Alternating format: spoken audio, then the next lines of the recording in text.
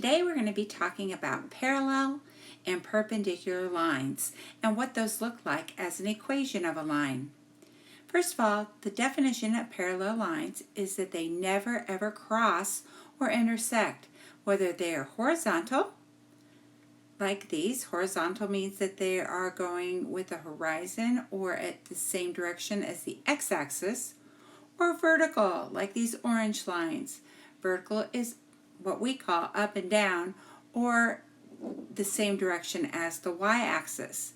But what if we have something like these purple lines that are going in a diagonal direction?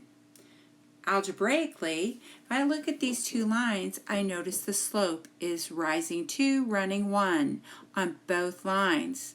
So algebraically, the slopes are the same, and that's what makes them parallel. Remember the x-axis? The slope is 0, so all horizontal lines have a slope of 0, meaning that all horizontal lines are parallel to one another. Same as vertical. All vertical lines has a slope of undefined. That means that all vertical lines are parallel to one another.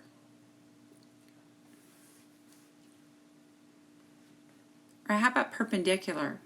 Perpendicular are lines that cross at a 90-degree or a right angle.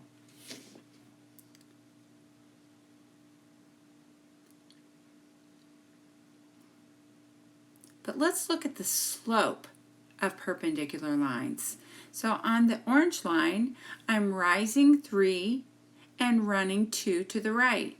Rising 3, running 2 to the right. But on the green line, I'm rising -2 and running 3 to the right. Rising -2 and running 3 to the right. So algebraically, lines that are perpendicular have the opposite reciprocal slope. So if you have a horizontal line like the x-axis, a perpendicular line is going to be the vertical line. If you have a vertical line like the y-axis, the perpendicular line to that is going to have a slope of 0, or a horizontal line. So let's remember, parallel lines never intersect and they have the same slope. Perpendicular lines intersect and form a right angle and have the opposite reciprocal slope. So let's look at two equations of lines. The first equation, y equals 3/4 x, is in slope-intercept form. So I can very easily tell what the slope is and where I begin at the y-intercept. Well, my slope is 3/4, meaning I'm rising upward 3 and running to the right 4.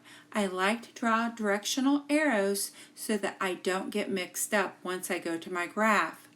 I'm beginning at my y-intercept at 0.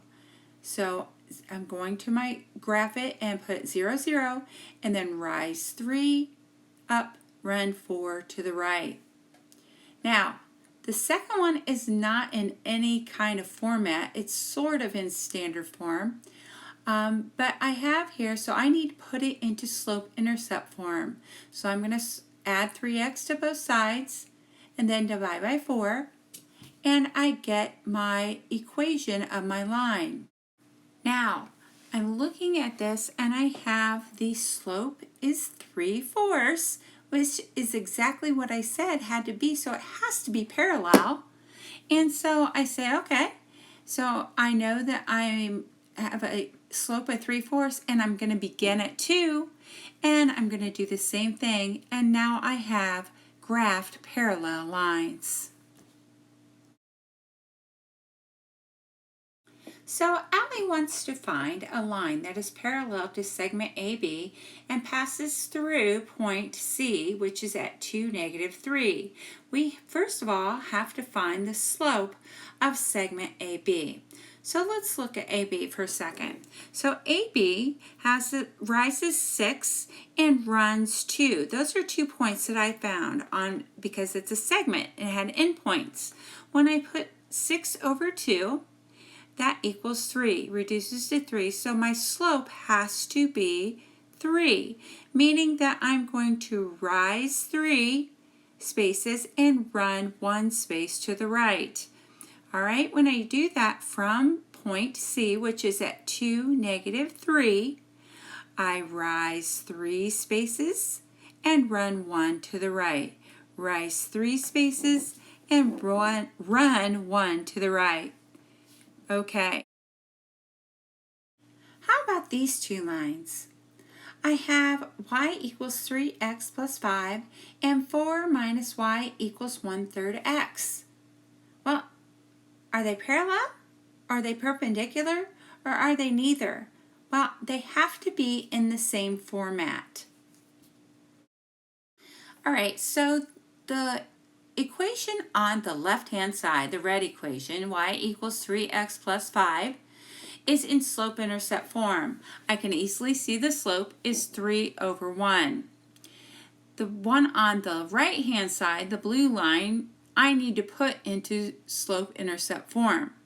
And when I do that, I get y equals -1/3 x plus 4. Now, where it crosses the y-axis really doesn't matter. What makes the difference is the slopes. And the slopes of the red line is 3/1. The slope of the blue line is -1/3, which is the opposite reciprocal. The lines are perpendicular. Let's go back to Allie. Now she wants to make a rectangle and wants to know where she should place point D. Well, point D should be on the line that contains C. All right, and I also know that rectangles have 90-degree angles. That means that from point A to D, my slope should be the opposite reciprocal of segment AB. Segment AB was 3, so my slope of my new line should be -1/3, the opposite reciprocal.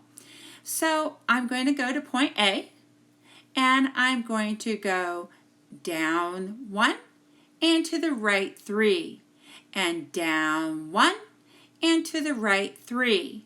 I know that point D should be placed on the line that contains C at 4, 3. So what if I want to write an equation of a line that is parallel or perpendicular of another equation? Well, I need to remember to put it into slope-intercept form. Then I need to remember to use the slope. If I'm finding parallel lines, the slope has to be the same. And if I'm doing a perpendicular line, the slope has to be the opposite reciprocal. I'm going to plug the slope in and the point that it's going to pass through to find the B of my new line.